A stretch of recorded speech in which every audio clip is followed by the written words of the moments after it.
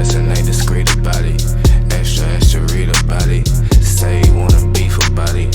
We gon' come and see about it. Flexing ain't discreet about it. Extra, extra, read about it. Say you wanna beef about it. Find out nothing sweet about it. Flexing ain't discreet about it. Extra, extra, read about it. It's going down. B Woods on the Mic podcast, and I got someone. This is an LA legend, executive, been doing her thing in radio, worked on some of the most major campaigns ever with every artist in the game, and she is making sure the culture stays hot. This is my sister. We've been knowing each other for like damn near how long? Like 25 years. 20. Damn, time is flying. My girl, give it up one time for Moneé. Thanks for having me today. Thank you. Everything is just amazing. And I'm so excited because we finally get a chance to do this, because I've been like really wanting to get you on the show, just because I think like your whole situation and story is dope. And then there's so many things that I don't know about, you know, a lot of your career experiences too, because we worked together in the early stages of the game, like when I was doing radio and promotions, and then you just took it to the next level, and then I would just see you just articles and just social media and just with all these art. I'm like, damn, Moneé is moving. So I definitely had to get you in here, just because definitely you're an inspiration, not just to, you know, just to the game, but just everybody in general. And so for you, like, tell me a little bit about, like, first of all, LA native, right? Repping the best coast. Born and raised, Inglewood, California, 90305. You better know, you know, they trying to act like the stadium is making it what it is, but we've always been a middle-class neighborhood, baby. Don't let the smooth taste fool you. So, exactly. Inglewood, born and raised. Yeah. That's what's up. So born in Inglewood, and then at a certain point, give me like your background a little bit, because we met like we were kids at the beat. And so and for you, before you got to the beat, like what was going on with Moneé? Mm-hmm. Wow. So before I got to the beat, I was, you know, big into radio, you know, a big radio listener.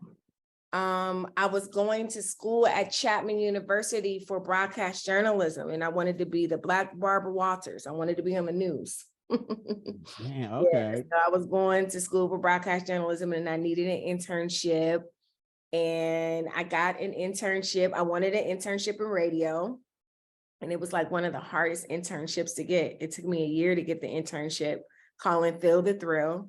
Okay. And yeah, man, I was always a lover of the arts, you know, so I sang, you know, I played instruments, I made an album, I modeled, I was on TV. So I think it was just a natural progression for either me be in front of the scenes or behind the scenes. So yeah. That's what's up. So what, like on TV, what were you doing? Because I know your nickname for everyone was Little Penny. Yeah, so I got the nickname Little Penny for the street team because people say I favored Janet when she was on Good Times. Yeah.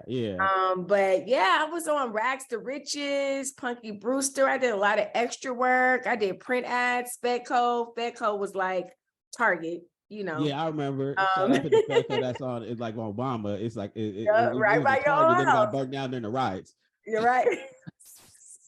that was a crazy day. So yeah, man, just like I was in the child actress run of like when Brandy was doing interviews, it was like, you know, it wasn't a lot of us, you know.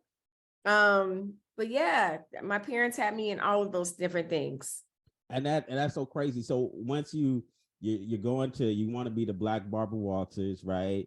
And it takes you a year to get to the beat. What was like that day when they said, okay, yeah, you can be at the beat? Because at the time, you know, like I said, it was like there was no internet, so this was like the hottest station in LA. Walk me through that day. Like, man, we was calling the radio station, calling and faxing, and I think Phil finally picked up. You know, I had been leaving messages, and it was like a semester thing. You know, you had to be enrolled in the class, and I don't even read. It's been a long time, so it's a blur. But all I know is I was happy. One of my first events that I think I did was like with Johnny D at UCLA, you know, a frat house or something. It was Halloween. I don't even think I was 21. Like I was only 20. I couldn't go to the club hits yet, you know. But I had known everybody for like a year or two on the street team because my friend Celessa had gotten an internship before me. We knew Corn, we knew Pete, like we was in the mix, Right. you know, but I was just waiting to get hired. So Right. And so, and then you finally get hired to the beat. And then were you originally in the promotions department, or what department did they put you in? So I was an intern in the promotions department. I got hired though. My first check came from programming. Okay. So I got hired in the programming department for 8 hours. I got 8 hours every 2 weeks to go around and get drops. So back in the day, you know, the beat used to use their, like the community for all the different, the no color lines and all of these different, you know, like meaningful community kind of stances. And I would go, you know, so they said they had 8 hours. Good, I'm hired. I'm in the system. I was still interning. Right. They hadn't even hired me in promotions yet. Right. But go. So what I did was I went and I had all of my people do it like the best way. Like I would coach them. Like I need you to tell me what no color lines means to you, what the beat means to you. I had a little drop sheet, you know. That was my first 8 hours that I got hired for in radio.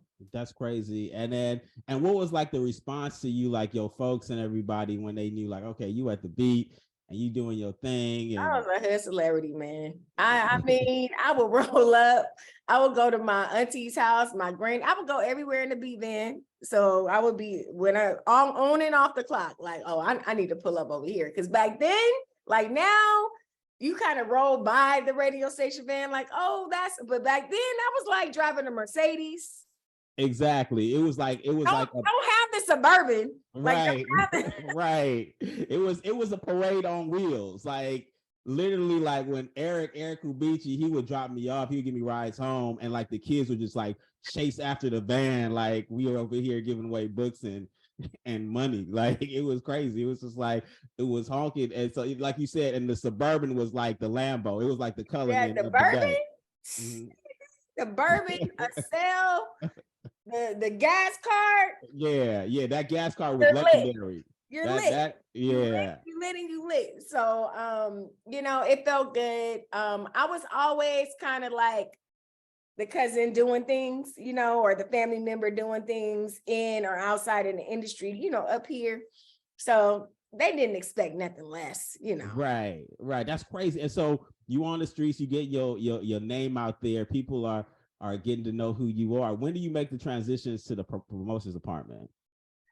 Well, I was in, even though I had the 8 hours with programming, I was still on the B Street team. So as an intern. So what I got to do was I extended my internship as much as possible until they hired me. Right. And so I kept going to the class.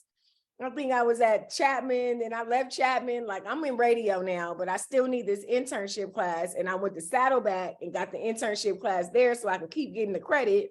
And then eventually they just finally hired me. I don't know how they made the decision, but I mean, nigga, like everybody loved me. Like I was pitting me, I was on the streets, I was doing call-ins. It was undeniable. They had to hire me. Exactly. And I was thinking so crazy because it was a male dominated like street team. Like it was like what? It was how many? It was like all dudes. And at the time where it was you and Celeste were the only females, like how? It was me, Celeste, Paris, Stacy, Miriam, Erica, even though Erica came after us. But those were like the main females, but it was a lot of dudes. And what was that dynamic like? Like just being, because like the street team, everybody was cool, but I mean, I just don't know what it was like for you as a female. It was, you know what? Everybody was like my brother. Like it was like to this day, like nobody you know, because the music industry can be real misogynistic, you know, but Right. I feel like because we were all coming up together, you know, and nobody really was like the record rep or the, you know, the I'm the boss type male situation. Right, right, It just felt like brothers, sisters. It felt like college. It felt right. like our own version of like a different world. Remember the Beat Street Team class? Yeah, yeah, yeah, yeah. Yeah, it really was. It was like that because that was the energy because like everybody just kind of knew each other because we all were from basically the same neighborhood or Correct. going to the same community college. Yep, So yep, it was yep, just yep. like it was a vibe for you. Like, what were some of those moments like on the streets? I don't know why I remember this dude named Cameraman. He was the most stalkerish person ever and just took pictures of every event and had like random pictures of everybody. For you, like who, like what were some of the events that you remember where you were just like, oh shit, like this is a different promo department out here in LA. A different promo department. Let's not even say I didn't even really know what a promo department was, right? Right, right. So it was really learning like this is what promo is, you know? Right. This is, I feel like before that, my first job in music was passing out 702 stickers, right? I went Right. and then passing out club flyers for the clubhouse. So I had like an idea of peer-to-peer, Yeah. flyer, let's get hype. I had ears, you know. Right. So it was just like, it was dope. But like some of the biggest events where you really got to see that were like Summer Jam, or you know, the summer giving out Summer Jam tickets, or when we get a new radio personality, Right. waking up to get up to do a house party live, because I was there when the house party was still there, you Okay. know, the house Okay. party morning show. So like seeing the fandemonium of how people respond to just, I mean, because they're on the radio, but they were just regular people, you know. Right. Right. And then just seeing how, you know, it was people in front of the mic, you know, that were the voice, but there was a whole team of people that brought together whatever that vision was, you know. Mm-hmm. But I would say Summer Jam and the morning show, what would they call them? The Like live, like morning, the yeah, the morning live, remotes. Yeah. yeah, the morning show remotes, you know. Whenever they could, they would have the air personalities in front of people, you know, and that's when we were able to really engage. It was like what people do on Instagram now. Like it was fandemonium. Like people Yeah. like them, so then they liked us. And that was the so crazy. Like, take us through Summer Jam because Summer Jam was like at that point, like, who were some of the artists that you and what were you doing at Summer Jam where you could remember any particular stories or interactions with artists? Mm.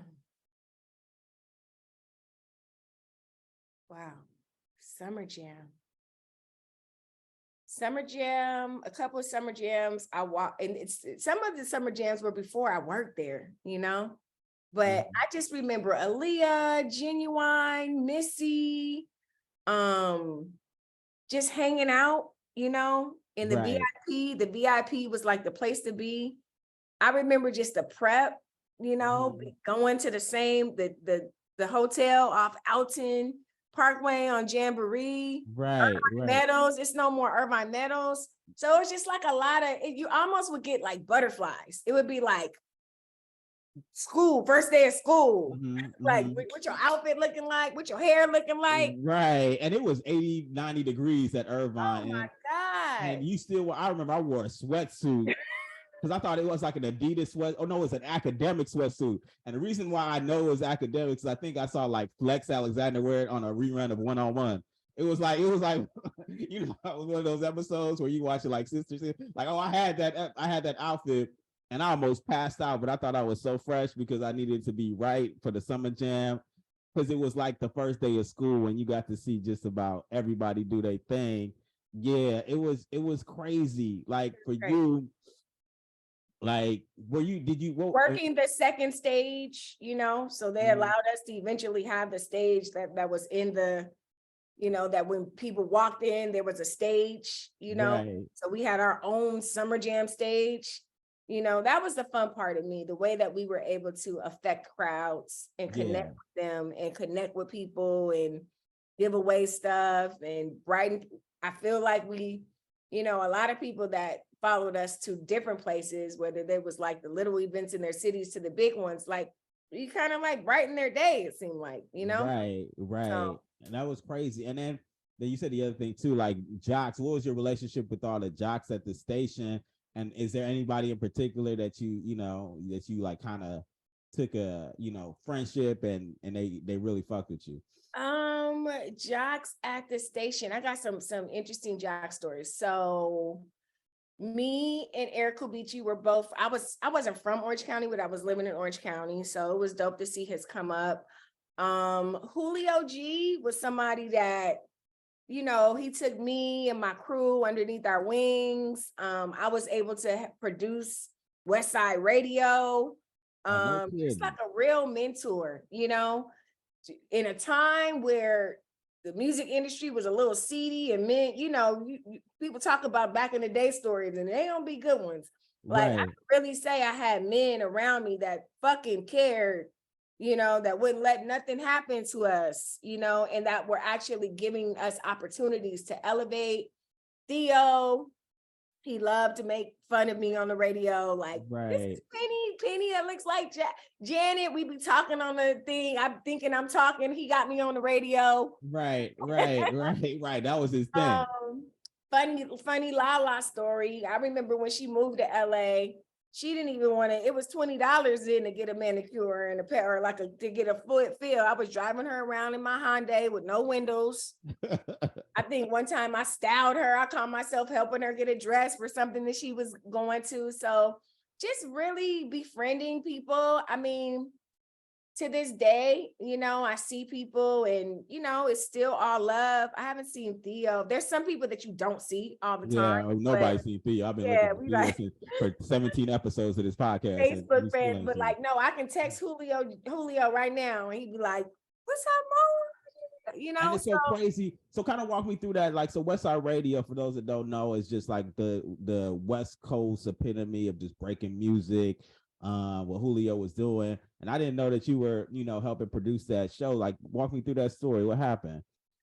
Yeah, low key, and maybe we got that because we actually worked on Sway and Tech too. So I worked on Sway and Tech in their production because they used to have like a whole show that they did that Jay-Z got booed at in 1997. I remember it vividly. Mm-hmm. And I don't know, I think, you know, I had Dime Piece Marketing. So while I was on the street team, I had my own street team. We made the first female street team, me and my girls, Celeste and Jilly. We had Dime Piece Marketing, where we had accounts with Warner Brothers, Smith, Chupa Chup. We was in the mix. We was servicing records. So I don't even really know how we went down the road of the conversation and how we got him to believe that we could do it. But we told him that we could do it. I feel like we met. He had this office and these studios in East LA. We talked about it. And then it was at this venue in Orange County that the venue was still there. I just don't know what it's called. It's near the Anaheim Convention Center. But yeah, man, I feel like that year we had Mac 10. I'm getting old, y'all. It was West Side Radio. So go to Julio G's Instagram, and he even reposts the clips these days of like his West Side Radio interviews. It was epic. He was doing shit that now people do on podcasts, asking niggas questions that people don't really want to ask, and just really getting down to the nitty gritty of things. So it was like an honor. It was dope. I remember, you know, some of the street team working and being a part of the production team, and they was saying how we did such a great job. It's almost like we got to produce our own little our show, you know? That's sick. That's sick too, because I didn't know that at all. And, you know, saying West Side Radio, like all the legends, Corrupt, Daz, like you said. Everybody. I feel like they was there that year. It was about, I need to go back and do some Google searching. Because I need the flyer for that. I need to. Julio probably know. He don't forget nothing. He probably Yeah. Shout out to Jeezy. And then we kind of I'll go back a little bit. So tell me about like the creation of Dime Piece Marketing. Like we kind of flew past that. because at this point, like you at the station, you doing your thing. And a lot of people, even to this day, like that whole entrepreneurial spirit is not really there. Like once you in like a branded company, most people are like, all right, cool. You know, I'm here and let me just ride the wave of this company. But for you, you decided to say, hey, let me branch out and do something independent. Kind of take me through that process and how you get together with everybody to not only build those relationships, but to make that whole thing successful. So it started with us just being able to rock gear, right? So brands started figuring out, oh, y'all going out. I remember it was this brand Chevrolet. Y'all going out, you know, wear our clothes. Okay, influencer. Right. And Right. then they started paying us to kind of wear the clothes. But let me backtrack. Before it was Dime Piece Marketing, it was Infinite Enterprises. And me and Okay. Julie and my boy Byron started that company. And we just knew we wanted a company and we was doing stuff in music. What we was doing, we didn't know. I was a freshman in college, you know, and that went from Infinite Enterprises had Dime Piece Marketing. I remember the flyer vividly. It was a cartoon character, and we just really wanted to be an all-female crew. And from there, like we just literally started getting accounts, you know. So And what does that look like in terms of just getting accounts? Like how, like walk me through that process. Like what do you guys, how did it happen? What did you guys do? So we had a lot of relationships with the record reps. So Okay. the record reps or the promo reps would be the people that were manning the street promotions teams. So I think the first time that we showed that we could do a street team was Impact. Impact was in Miami, and I was working at Virgin at the time, but I also was at the Beat interning. Right. We rented a Suburban, me and my homegirl Jilly, and we took all the cutouts from, and Brian Sampson let me rent it, but he needed a promo video. So we made the promo video with it was Gangstar. We was promoting Gangstar. Oh, dope. So we made a promo vehicle out of the Gangstar stuff. And then I think I brought her onto that, and she was doing stuff. We were doing promo stuff with Gangstar. And then I think from there, it just kind of spawned into, we need a street team. And then we ended up working Alicia Keys' first record. Oh, wow. We ended up working a bunch of records, you know, Eric Benet. And then the biggest account was Smith and Chupa Chup. So we brought Smith's, the Mint, and Chupa Chup, the lollipops, which are in stores now. I feel like it was like an Asian Japanese company. Right. To the States. You know, we were the first team to do like experiential marketing with it and pass it out. And it was just really kind of like gut, you know. I'm gonna be honest, you know, I would take some of this stuff to the streets it's perfect because I had the radio going on, right? So I'm already at events. I'm already passing stuff out to people, right? So why not pass out more stuff? And then back then you had to have your camera. So you had to take pictures of people holding up shit. Exactly. You didn't have it on your phone. You had to You're rejogging my memory now. Yeah, I did all of that. That's crazy. And then at a certain point, like you guys, you Dime Piece Marketing or whatever, how did you guys transition, and how did it end, or how do you guys decide like, okay, I think everybody just started doing their own thing, you know, or we just kind of elevated. So that took us to, I eventually got hired on the street team, and then I was at Virgin, then, you know, I think my timeline is around, but then, you know, Jilly started working for DJ Jam, who was Snoop's DJ. Celeste was on the morning show with Steve Harvey, you know. It's crazy because it's just like, yeah, so like for you, like kind of give me like a background, like how did this, your whole mindset happen to be in this entrepreneurial space? You know, did your mom and your dad, like, did they have businesses? Like, how did that whole mindset just kind of come up? Because like I said, most people are so used to being workers, you know, a lot of people don't want to take the chance to go out on their own. That's so crazy that you asked me that, because now thinking about it, all three of us, all of our parents had their own businesses. So Jilly's parents, doctors, but her dad had his own practice. Celeste's mom, I remember meeting Celeste. we all met at Chapman too. So Celeste's mom had Mexican restaurant, Italian restaurant. Right. She would be working in the restaurant. And then my parents had 3 businesses on 74th and Crenshaw. Oh, no shit. So tuxedo shop, floral shop, bridal gown shop. My dad was the first Black owned tailor. So yeah, low key, it was a lot of just kind of what we had seen. Right. You know, in hindsight. And that's crazy. And so did you took like a lot of stuff like your mom and dad, what they were doing, and you implemented like essentially in the music game? Yeah, definitely. I mean, yeah. That's crazy. And so for you, like, so now, you at the beat, you developing relationships and everything like that. Who are some of the artists that you got close to at the beat? I know you said you worked like the Alicia Keys record doing your promo thing. And who are some of the artists that like they really took a liking to you being in that space?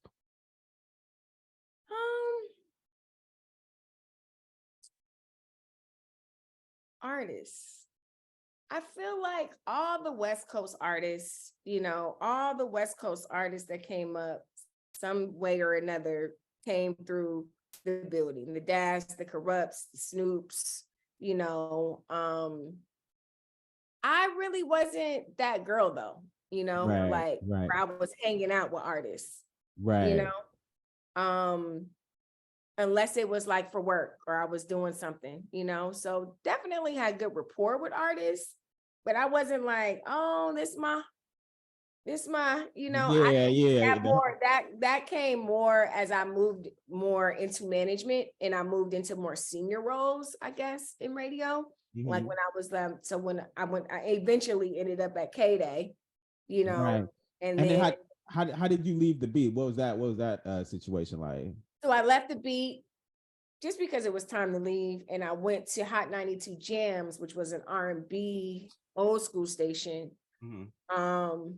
which actually was dope, and there I think I interfaced with more artists, as I elevated more, in roles, I got to kind of like build those relationships with more artists. But I went to Hot 92 Jams, which set under the Clear Channel umbrella, which then allowed me to work at Kiss 103.5. It was a couple of stations that you would be working under. So then that put me at Wango Tango and, all of these other things outside of just the old school station.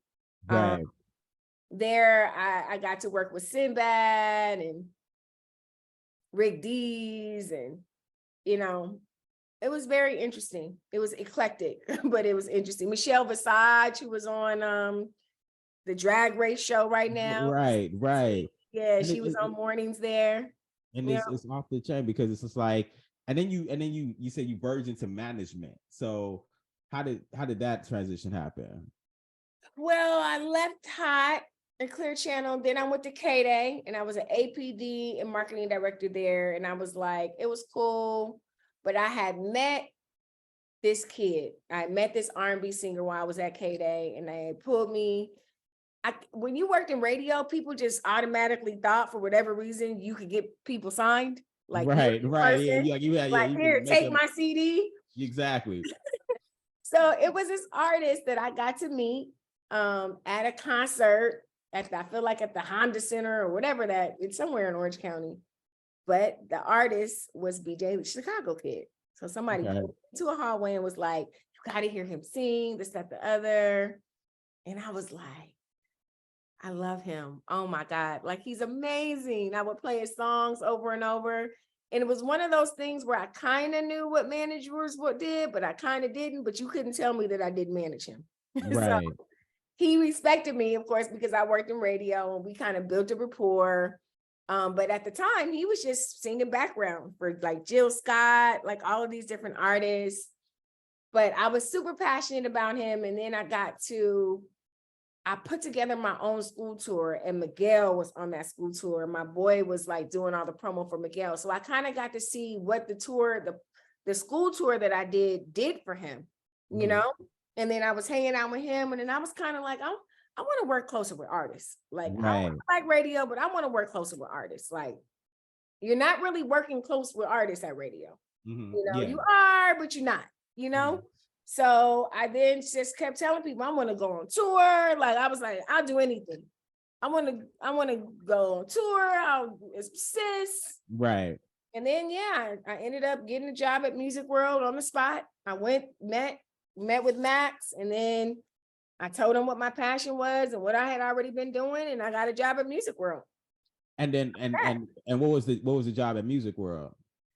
I was the A&R admin / executive assistant to biz dev, A&R admin, and sales. So I was whatever the hell they needed me to be. Yeah, that is a long ass title. Manager. Yeah. And so you, that's a long title. That means you were doing a lot every single day.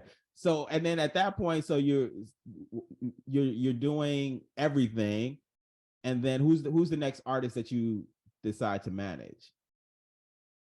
Well, I was working for management companies. So I was at a management company, and that was the first management company. And then I left Music World, and then I moved to New York. Okay. And then I wasn't at a management company anymore. So I got hired at a digital marketing company in New York. And what made you move to New York? Because I visited there and I was like, I gotta live here. Right. I was like, and I just figured it out. So I got to go there via Music World. And then I was like, I'm gonna live in New York. And that was my next move. Like, I just figured it out. Like, I was consulting. I was like, I'm gonna figure out how to get to the East Coast. I was hooked. And I got there. And then now you in the Big Apple doing your thing. And so what, and specifically, like, what are you doing over there in New York? So they hired me at this Web 2.0 agency. Now we in Web 5.0. Okay. Yeah, we were at fax machines at the beat. Yeah. Right. So it was like one of the first, agencies to really go out and pitch labels, and they would pitch labels on digital products or clients that they had. So Ing was like WordPress, which what This Is 50 was built on. Zwinky was a virtual world that they wanted celebrity boutiques in. Right. The Washington Post, the New York Post wanted a website. We built their blog. Okay. So it was a lot of marrying of culture, music, and all of these different things. But they hired me because I had a Rolodex and I worked in Music World. Right.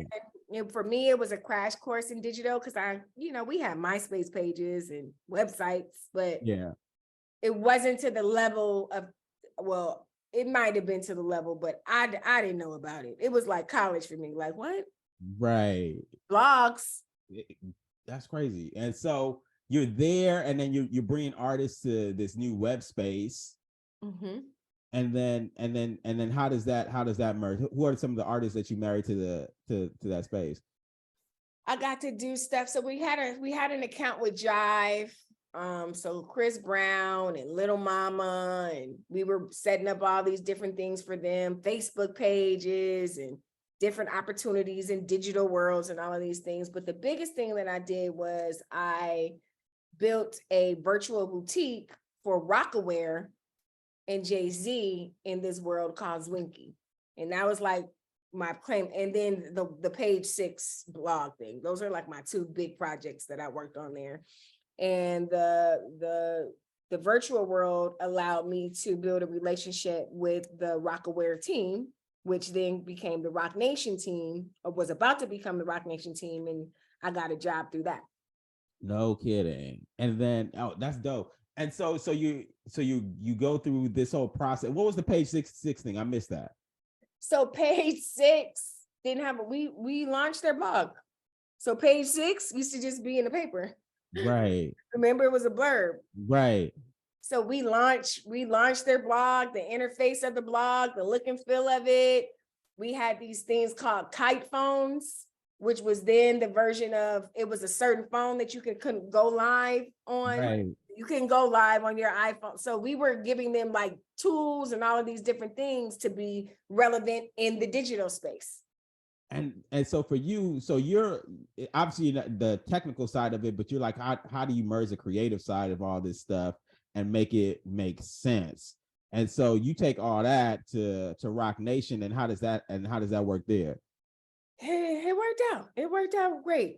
So my girl called me like, hey, we about to start all of this stuff, which is all of the things that we know now: Rock Nation, Rock for Life, Life and Times, all these artists that they've launched, you know, and she knew that I was in music. And yeah, man, I was there in January, maybe 2009, 2010.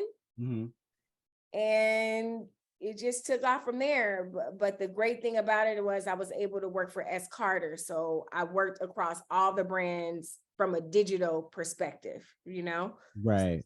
Let me, I hear my phone. I'm sorry. I don't It's all know. good. Beeping. Sorry. So, yeah, man, it was surreal. It was interesting. I actually learned a lot in that job from Alicia, who I was working with, because she had been in the e-commerce space, you know, so I got to apply a lot of the traditional marketing things that I know into the e-commerce world and learn that world of things. You know, in any other situation, you would have had to interview for those types of things. Like, and I interviewed for it, but it would have been like a big process, Right. you know, to get into those situations. But I think my hustle, just my relationship building, and people just trusting me, you know, allowed me to kind of navigate into these additional spaces. And you're still in New York at this point too. Everything. Yeah, I'm in New York. Yeah. Okay. That's only a year after I'm there. This happened the second year I'm there. I got there in 07, 08. That happened in 09. Damn, so we got a decade to take care of. So you got a lot of and so tell you it's gonna be a long podcast. So do you get a chance? I'm gonna ask fanboy questions. Do you get a chance to meet Beyonce and them, Jay-Z? Beyonce on the phone, and it's interesting. I met her a few times while at the beat, and it's so every time they meet, they'd be like, "It's so familiar, you look so familiar, you look so familiar." I'm like, yeah, we met before a couple of times. So, what was the conversation with Beyonce on the phone? Oh, transcribing lyrics. Okay. So wait, so Beyonce on the phone. What is this like? What is? Walk me through it. What happened? And her cousin and Angie Bence put her on the phone to transcribe the lyrics to Upgrade You. Okay. Where she's saying Automaba K wrist, the watch, the Automaba K watch. Right. Like that was like, what is she saying? And he got on the phone and actually translated it, and it was like a whole thing. Yeah. No doubt. That's crazy. Jay definitely sat across in meetings, pitched him a bunch of different ideas. Like he was, you know, at Music World, I worked for while we managed Beyonce, I worked for Matthew Knowles, you know, and yeah, we saw Beyonce, but she wasn't in. I spent a lot of time in Houston, and we weren't, you know, in this text, email, be close to people world. Now everything is text and all of that stuff, you know. Right. With Jay, it was, so my counterpart had already had a relationship with him and was, you know, used to speaking to him and pitching things and putting things together. And, you know, so it just literally put me in the room with the person I was the biggest fan of. It was crazy. It was surreal. And I could tell because you call him Jay. You know, that means that you got that relationship with him. So when you pitch Jay-Z, like, how do you do that for all the people in sales? And like, what is that like? Is it intimidating? Do you like, how do you be like, okay, cool. You be like, all right. Well, I had my wing woman. We call ourselves Thelma Louise. Okay. All right. So I'm Jay-Z. Well, tell me, how does this work? So Jay-Z sitting there, what is he doing? Just like, well, how does this happen? Like, they're just there in his office going over what's is he sitting? Is he standing? He was sitting down. And then so now they're like, all right, hey, what's up, Jay? Shout out to you, a billionaire. Do they introduce like I'm so curious how this works. We got Moneé, she here, she gonna pitch you some shit. Like, how nobody is doing all of that. He already kind of like, he's been around the office. He knows, like, he would like peep in our office and like laugh and make fun of stuff. Like, right. He's a regular person. Right. And so it's just like just sitting down with your boss. Okay. Sitting down with your boss, laying out whatever we was laying out.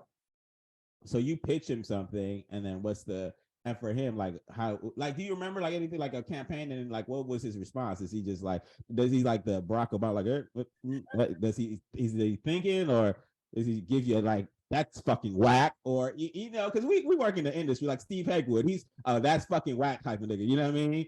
And then you No, have he's people that not are a just that's fucking whack type of nigga. It was okay, very, got you. like straight to the point, listening, all ears, respectful.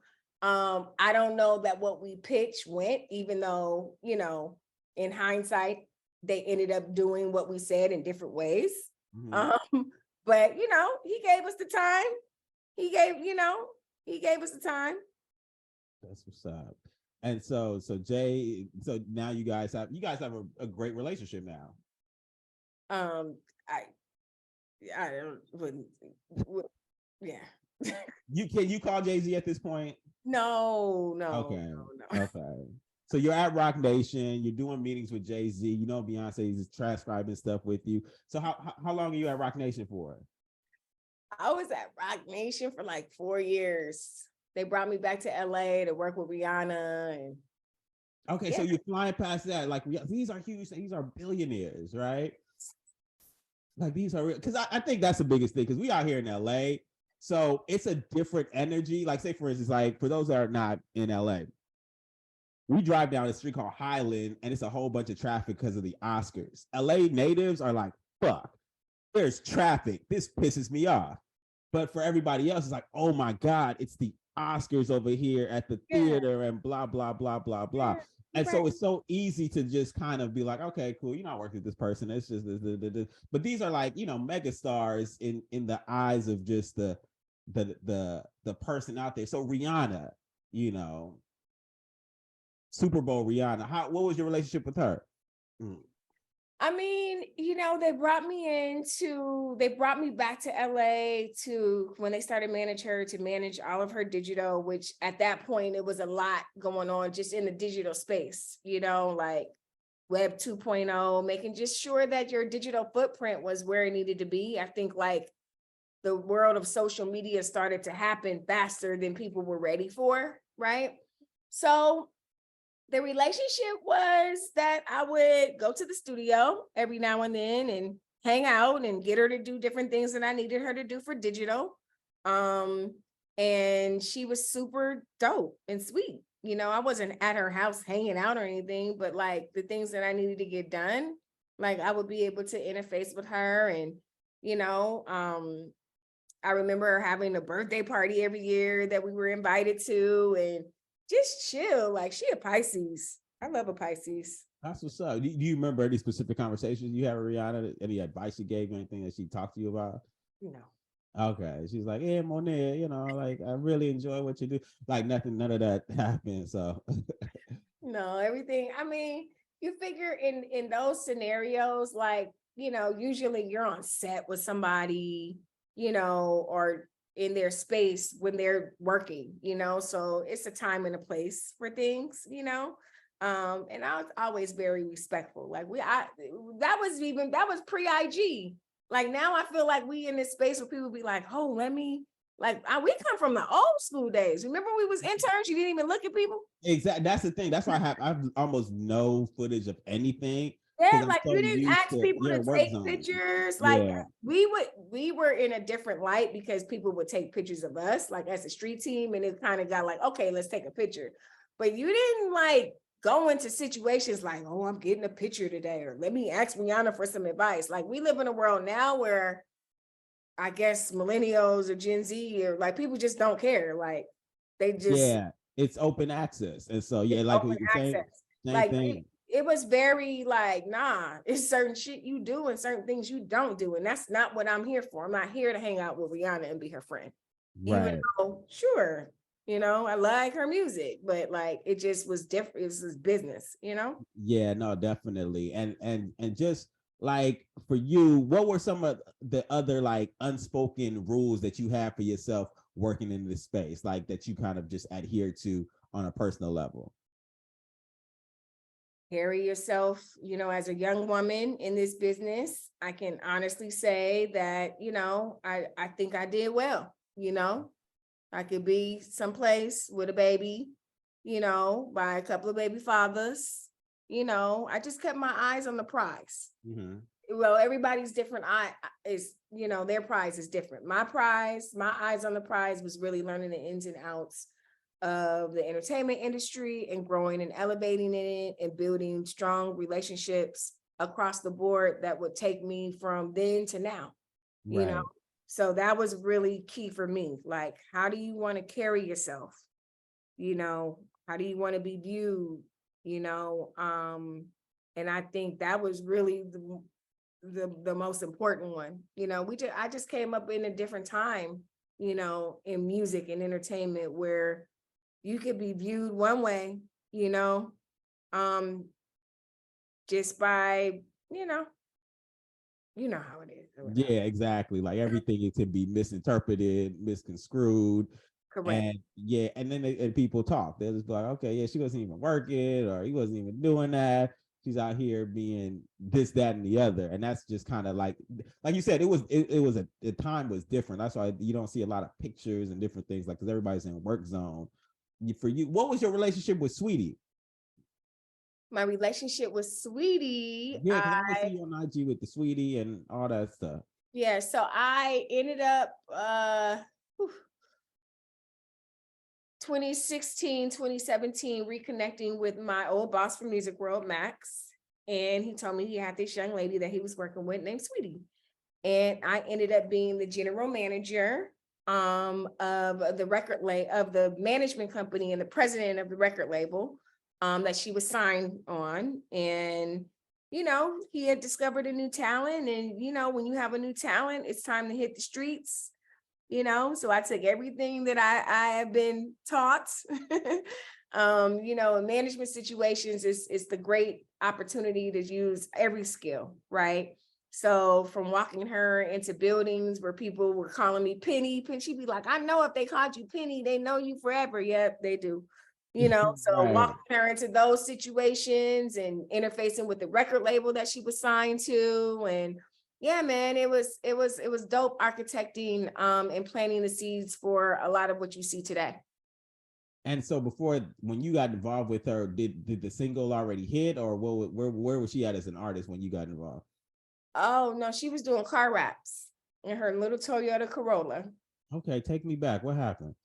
Yeah, so she was doing car wraps. She's from the Bay. She was doing car wraps in her Toyota Corolla.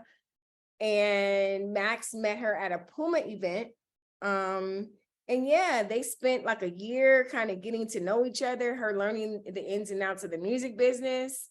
And he had an influencer agency at the same time. So she kind of fit under that umbrella of influencer meets musician. And yeah, he's told me Icy Girl was the record. We actually put out the video before we put it up for streaming. And I told him, look, we have a video out right now that's getting all these streams. And this was before there was a method to the madness, right before people started creating a method to the streaming and uploading things to DSPs, right? We knew we had Spotify and all these things, but it was like, all right, don't put a video up and not put it up on DSPs because the audiences are going to overlap. And what's DSPs? Digital service providers. Okay, got you. So that's Apple Music, Amazon Music, Spotify, SoundCloud, Audio Mac, So just really wanted to make sure that the million that we had on YouTube went, because some of those million is on Spotify. Right. So that's happening. I helped with the strategy of the rollout of Icy Girl, the first record, first project, first 3 projects, first 10 singles, maybe, 5 to 10 singles. And yeah, man, went around the world. And now, yeah. And so then when My Type hit, because that's that was the one. That was the one. So to kind of take us through that process, because what was the build up to that, and your role specifically, and your conversations with Sweetie, and just when the My Type record, was it a discussion to be like, okay, this is gonna be the next one, or did it organically just kind of blow? So My Type was very calculated. My Type, all the music that Artistry did for Sweetie was it was a thought process to it. She had real A&Rs on the team that really understood how rap and street she could be, but also how crossover and mainstream she could be, you know? So my type was perfect. It was the Bay, you know, we had some other records that kind of led into my type. So yeah, I mean, everything from being on set, you know, to helping plan the video out that we shot in the Bay, where Kaylani and Kamaya were in it, to all of the different remixes. I think we did like 10 remixes with all the different girls, like the Latin girls, the Janae Aicos. So it was always a strategy, you know, and always things to plan out to keep to one, not only launch music, but keep the life shelf of it going. But you know, a lot of that is the artist too, having a vision, you know. So she had a vision for what she wanted to do, you know.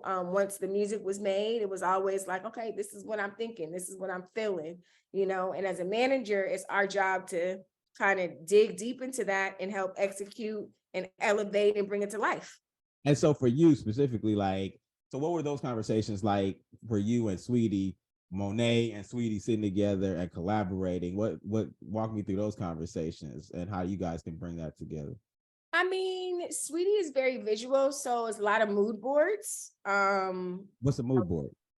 Mood board is just like either sometimes we would go on Pinterest or we take pictures from social media, and it's like, this is what it looks like, right? Okay. Versus like what it sounds like. So this is what it sounds like, this is what it looks like. A lot of inspo. And then, you know, just lots of team brainstorming, throwing out different ideas. And I mean, she's like little sis. So those conversations can be fun over food, you know, because she love to eat. Okay. Or, you know, just over getting glam, you know. But it was just a lot of team synergy. And so for you being somebody that's like, you know, like the OG in the situation, like what types of questions would she ask Moneé, the person, as opposed to the team? Because you bring specific talents and gifts to the situation. So what did you give specifically, Sweetie? I think the one thing that Sweetie would watch me do, you know, and would want her inner team, you know, aunts and, you know, other people that now probably work with her and around her to look at me, is the way that I moved with industry professionals. You know, the way that I moved and took an idea and actually took it into a building, right? So you can have all the ideas in the world, but if you can't go from just the label and then, hey, we have this brand partnership over here, how do we integrate all of these different things? So taking the My Type song, okay, we need to be on going to go sit with the brand team. Like, why aren't we doing something with Tinder? So we can figure out what My Type is. We did a Tinder promotion. So being able to take a simple thing, right, and integrate it and thread it through something that needs to have a conversation around it, which was her and her music. Right. It just, I think she saw what my relationships were, you know, as we walked into these places, and that was a big part of being in the entertainment industry, where whether you're an artist or behind the artist, your relationships with people and how you treat them and how you make them feel is a big way and a big thing. And I would see her take note of those different things, you know? And then on the personal level, outside of the business, like, did she ever, you know, like, just as you as a woman, did you guys have any conversations as far as just like, okay, this is, you know, on a human level of just how she interacted, or did she ask you things, or what were those conversations like outside of the business? Man, it gets hard on the road, you know, it gets hard, and especially for women. So you figure, when I met Sweetie, my mom had just died. I was taking care of a 90-year-old from the road, you know. Sweetie had never done her first show was in Istanbul. They singing Icy Girl. So it happened, when things like that happen really fast, like, you know, there's gonna be moments of you tired. It's gonna be moments of, yeah, we chose to do this and I did this interview, but maybe I shouldn't have did it after it came out because that wasn't the right thing to do. So a lot of moments of being vulnerable, you know, around situations and learning what I think she was learning herself as a young woman. You just got out of college. Now you on the road. Now you on Hot 97. You know what I'm Right. saying? Right. So, and then in those moments, like, wow, yeah, I was on her team. I'm not her family. You know, she knew me, but she didn't know me, you know? So, just wanting her to know and feel that, you know, that there is people here for you. We treated Sweetie like our family, you know, that's like little sis, little cousin, auntie, you know, like family, you know, even with her family, you know, being cognizant of how close she was of them and how do we make it always feel like it's a family environment so that she could feel in a good place, because it's a lot. It's you know, people sit on Instagram and yeah, you think you might want that, but when it happens like that, it could be overwhelming, you know. It could cause a lot of fear, doubt, depression, you know. And we gonna put a smile on and make it go. But sometimes you might, right before you get out that car, you might be fucking crying and cussing. Right. Right. And that's Not difficult. going into any specific situation or scenario, you know? Right. And that's challenging. And for you, it's also challenging, like I said, just on a human level too, because I didn't know, you know, especially with what was going on with your mom and you being on the road. Kind of walk me through what happened with that, you juggling, you know, the health of your mom and you being on the road. Like what was that experience like? Yeah, man. So my mom had passed and I was taking care of my dad. And this wasn't, of course, it was a plan for me to do because I'm their only child, but we didn't know my mom was going to pass, right? It was unexpected. So I immediately became my dad's caretaker, you know, and my dad was older. So just then I had just to navigate like, okay, opportunity versus family versus, okay, when I leave, what's happening? And is he going to be okay? You know, all of those different things that you just don't plan for. Life happens. We all human, you know, we all lose people. We all go through things outside of, you know, sometimes the entertainment industry will make you think this is all we got. No. There's a whole something else that makes me, right? Right. So yeah, it was in hindsight, you know, I think I did fairly well. Mhm. It could have went a whole nother way. I did the best I could possibly do, Right. Right. considering the circumstances. And is your dad, is he still in Inglewood?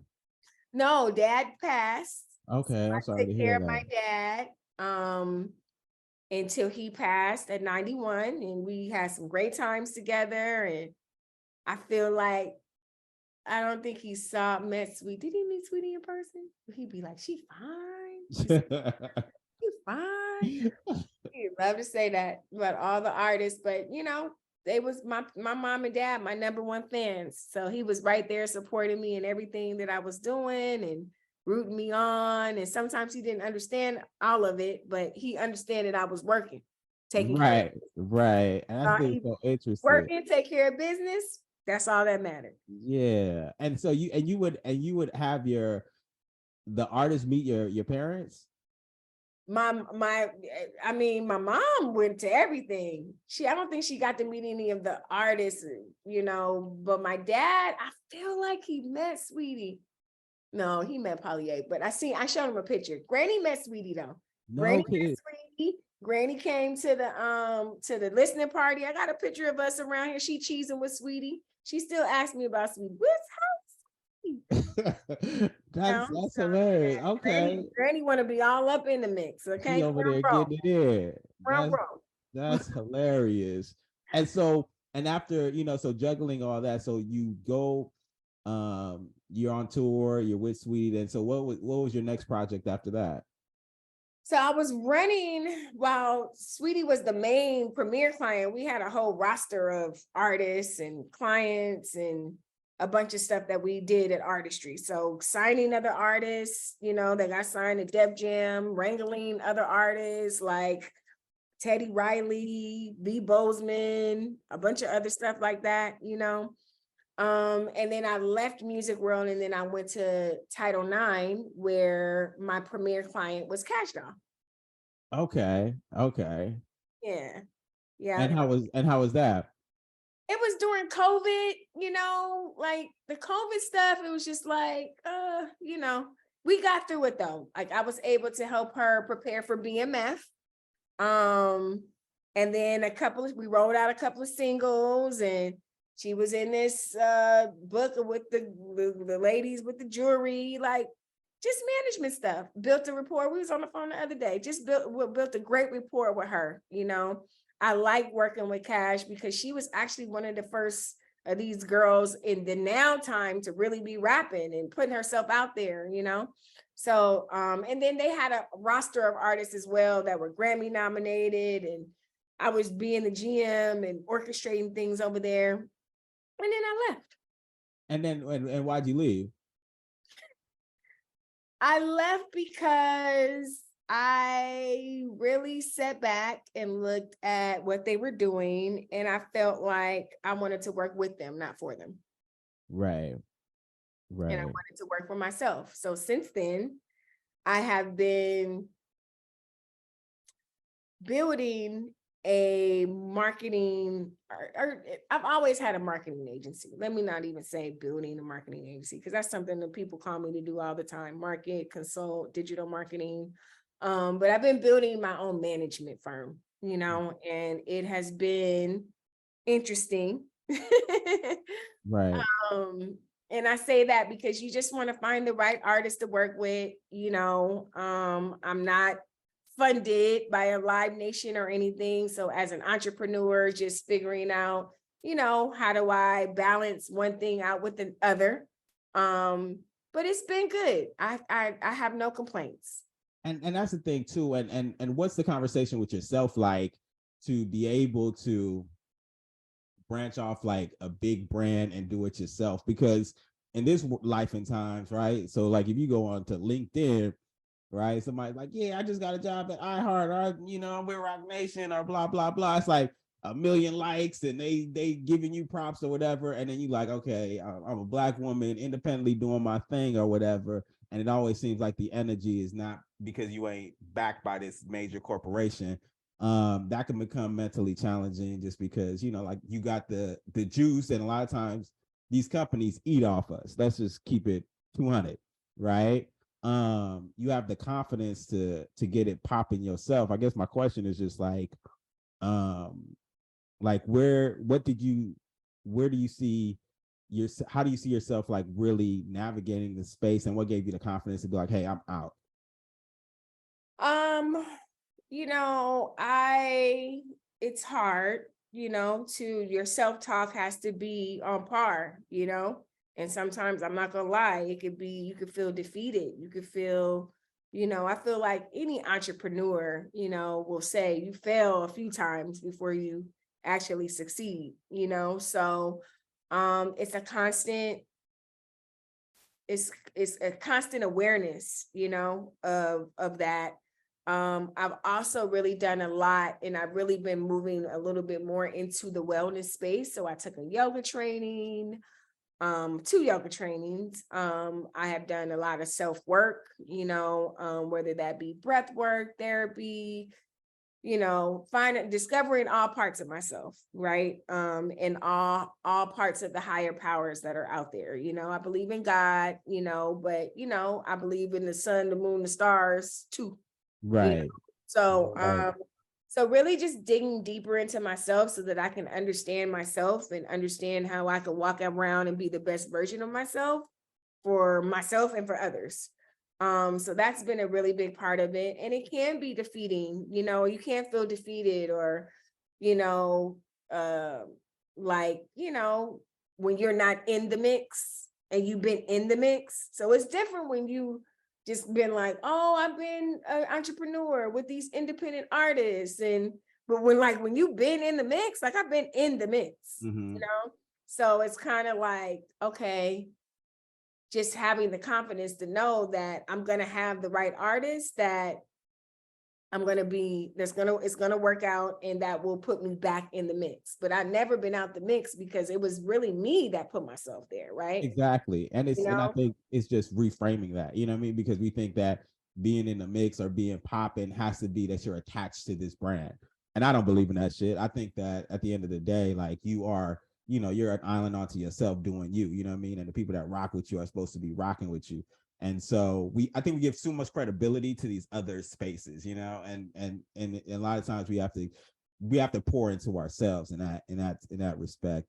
What for you, like what would be like the ideal artist, or how do you identify talent? Like what would be the ideal artist, and how do you go about finding talent and to take it to the next level for you?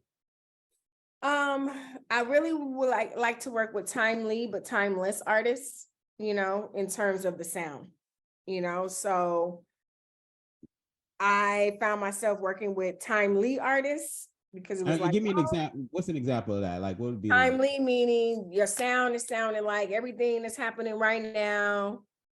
You know, you might be Lil Joe Bosmo with 12 million streams with the dreads with the lean song. Right. Timely. Yeah. Sorry. Yeah. Timely. Right. Or you might be one of the girls right now. You know, you might be trying to recreate the Sweetie, because let's be real. It was Cash, Dreezy, and then Sweetie came in 2017. Now it's everybody else. So, right. Timely is cool, you know, but it's a lot that goes into Timely to keep it going in that time. And then, okay, what's next? But what I've found and learned is that, one, you can have all the talent in the world, but if you're not just a good person, I can't fuck with you. You know what I'm saying?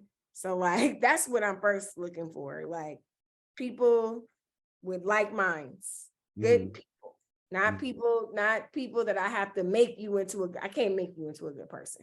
Right. You know, at least the foundation of that, you know? And then we get into the music. So timeless, you know, meaning something that can be played now, but something that you're going to have a recurrent.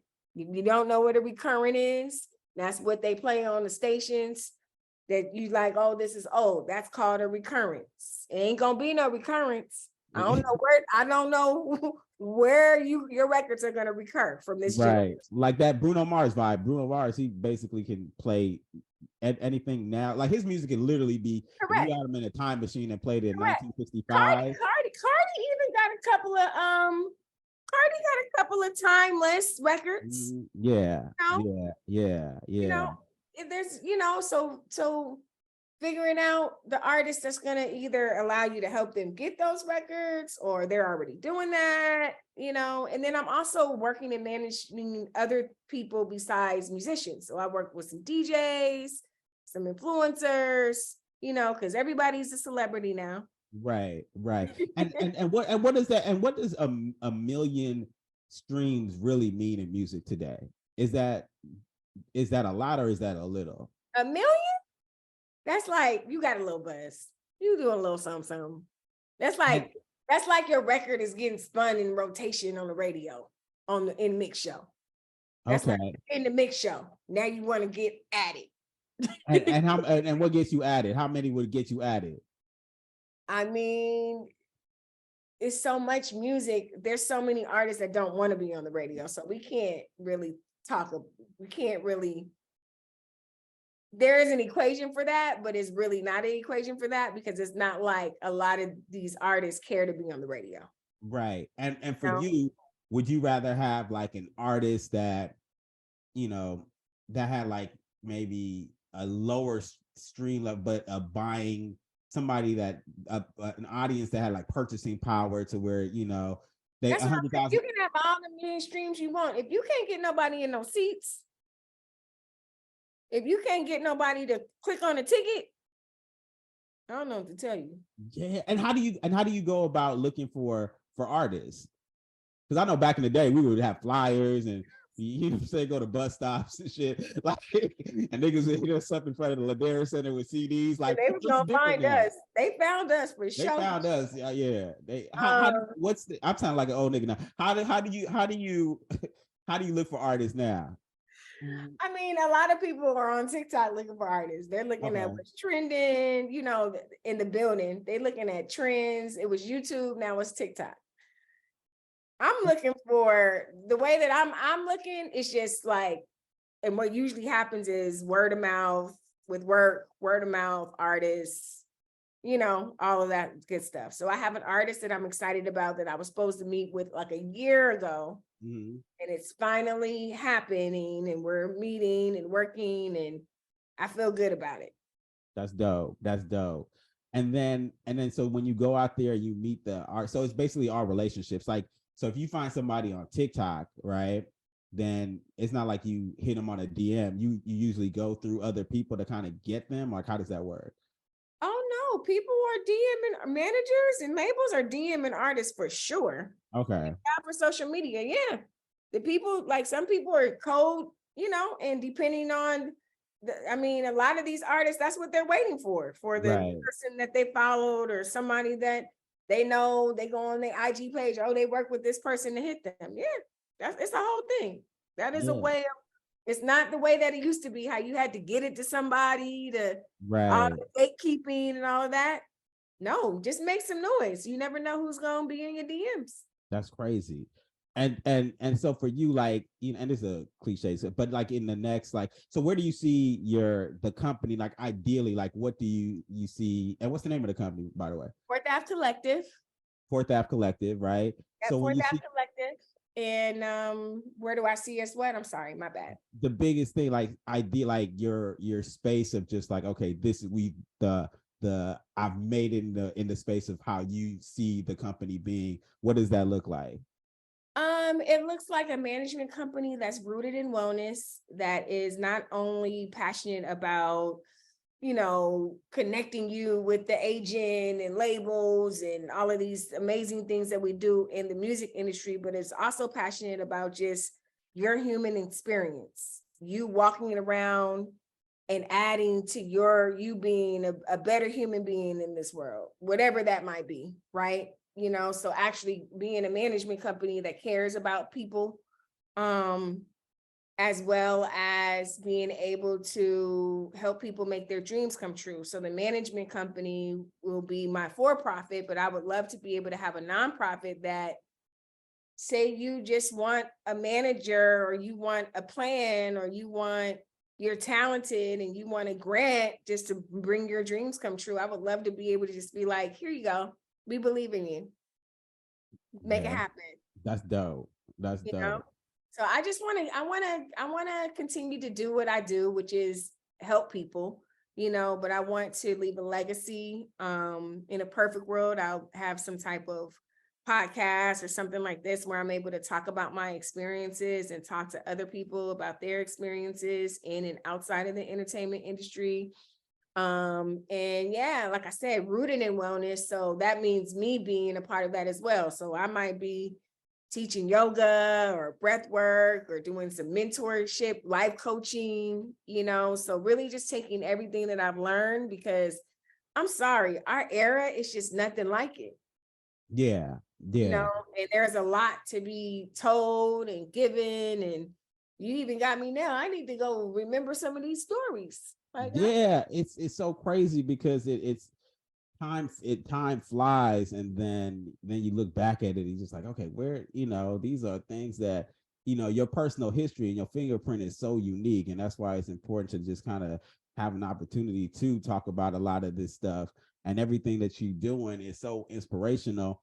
And another cliche question for like the ladies out there that want to get into, you know, the entertainment space and the music space and the independent entrepreneurial space, like what are some of the things that you would say, like, you know, how the game has transitioned, and what type of advice would you give to, you know, the little Monets on the come up? yeah, I would say one, take the time to know yourself, right? Know what you like, know how you react, know how you know, you move, know how you, and then have a vision of what you do now and where you might want to go with those things, right? First. Second, I would say build a network, you know, don't be scared to get off the phone, off the DM, off the, you know, and go out and present yourself in front of people, however you may be able to do that and have real conversations with people. This business is built on relationships. So it's a lot of relationship building. And then, they don't really got the problem that we have. You can date people in the industry and all of that, just Right. careful. Wrap that up. Exactly. Don't Wrap catch that up. yourself on TMZ, Wrap doing that up, stuff sis. or be on the Freaknik documentary. That's probably gonna be, it's gonna make no sense 10 years from now when people watch this. They were like, what is he talking about? So that's dope. And I think that everything that you're doing is absolutely amazing. And for you, like, is there anything else that you would want to share? Any moments or things that you think down memory lane if we're telling the story of Little Penny? Just grateful, man. I'm Mhm. grateful for all of my friends, family, colleagues, anybody that I've ever worked with. That's just been a big part. These experiences, especially like my radio fam, Right. that was the foundation in the beginning. Radio was my first love, of so many other things for me, so I'm just grateful, and I'm continuing to have that gratitude. And I'm about to go back and rejog my little memory on some of these things that I forgot, but overall I'm just grateful.